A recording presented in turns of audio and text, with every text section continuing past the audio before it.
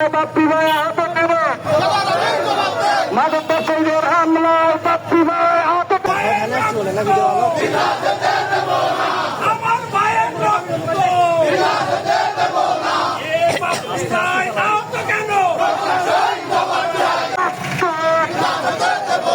আমার ভাইয়ের রক্ত দিকের কালো হাওয়া আমার ভাই আহত কেন? প্রশাসন কেন? আমার ভাই আহত কেন?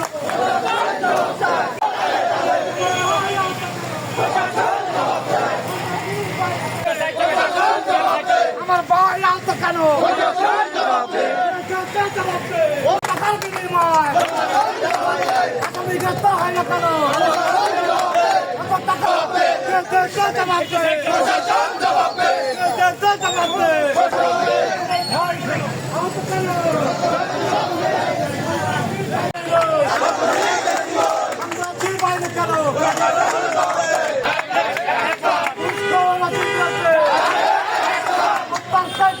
সবাই সমাধানের উত্তর দিবেন। মাদক ব্যবসায়ীদের হামলায় বাপ্পি ভাই আহত কেন?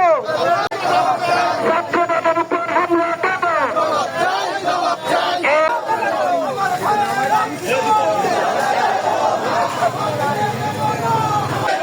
আমরা সবাই চালাচ্ছে না, আমরা সবাই পাচ্ছি সে আহত কেন?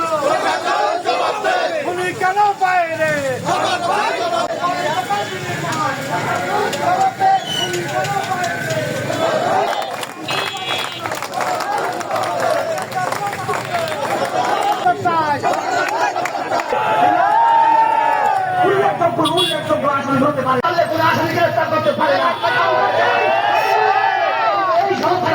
বাপ্পি ভাই উদ্ধার করতে চাই, উদ্ধার করতে গেলে সেখানে বড় ভাই ভাই ফারুক ভাই এক মিনিটের জন্য বক্তব্য দিচ্ছে। আরো রাখতে দিব, শাসনের শাসন দেওয়ার সাথে থাকবো, জীবন দিলে জীবন দেবো, কিন্তু এখন ইউনিয়ন ছাত্র লীগের সভাপতি নাজমুল সে একটা কটূক্তিমূলক মন্তব্য এবং যে বিএনপি এবং ছাত্রদল নিয়ে যে একটা কটূক্তিমূলক বক্তব্য পেশ করেছিল, সেই কটূক্তিমূলক বক্তব্য সম্পর্কে শুনতে গিয়েছিল আমাদের জাহিদ। প্রিয় নেতৃবৃন্দ, জাহিদ শুনতে যাওয়ায় জাহিদকে মেরে ধরে বেঁধে রেখেছিল। এই আজকে বিএনপি গভর্নমেন্ট থাকা সত্ত্বেও কিন্তু আজকে আমাদের এই সদর থানার অতি সে কি করে নাকে তেল দিয়ে ঘুমায়। আমরা প্রতিবাদ জানাই এবং অবিলম্বে এই আসামিদেরকে গ্রেফতার করা চাই চাই চাই।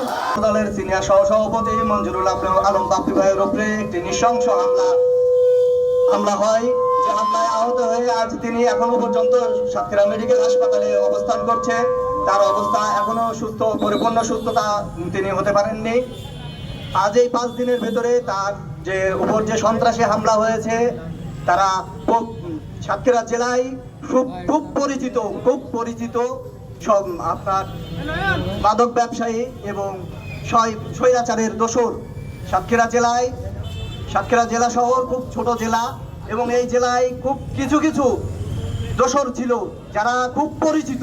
সাতক্ষীরা জেলায় বিভিন্ন থানায় বিভিন্ন ইউনিয়নে হয়তো 20টা দোসর আছে, সেই 20টার ভিতরে একটি দোসর হচ্ছে গোড়া ইউনিয়নের মোশা চেয়ারম্যান।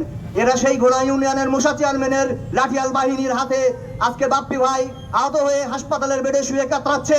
আর আমাদের এই সাতক্ষীরা সদর থানার ওসি তিনি কি করতেছে? তিনি আজ 5 দিনের ভেতরে উল্লেখযোগ্য আসামি ধরতে পারে নাই। তাকে আমাদের কি করতে হবে? আমাদের তাদেরকে আসামির সন্ধান দিতে হবে, তারপরে তারা গ্রেফতার করবে। এই প্রশাসন আমরা চাই না, যে প্রশাসন সন্ধান না দিতে পারলে কোনো আসামি গ্রেফতার করতে পারে না। আমরা চাই এই সদর থানা থেকে প্রত্যাহার হতে হবে এবং অনতিবিলম্বে আমরা চাই এই ওসিকে এখান থেকে প্রত্যাহার করা হোক। এই বলে আমি আমার সংক্ষিপ্ত বক্তব্য জানেন। এই জন্য যারা দোষী, প্রকৃত দোষী, তাদের নাম দেওয়া হয়েছে। আগামী 48 ঘন্টার মধ্যে সব কয়টা আসামিকে অ্যারেস্ট করতে হবে, অন্যথায় আমরা আরো কঠোর অবস্থান গ্রহণ করতে বাধ্য হবো ইনশাআল্লাহ। এই বলতে চাই, এই আসামিদের অতি বিলম্বে গ্রেফতার করবেন। যে অপরাধী তাকে গ্রেফতার করতে হবে। কোন নেতার টেলিফোনে আমরা মানব না। 24 ঘন্টা আলটিমেটাম দিয়ে যাচ্ছি, তা না হলে এর কর্মসূচি বহু স্তরে আইন হাতে তুলে নিতে বাধ্য হব।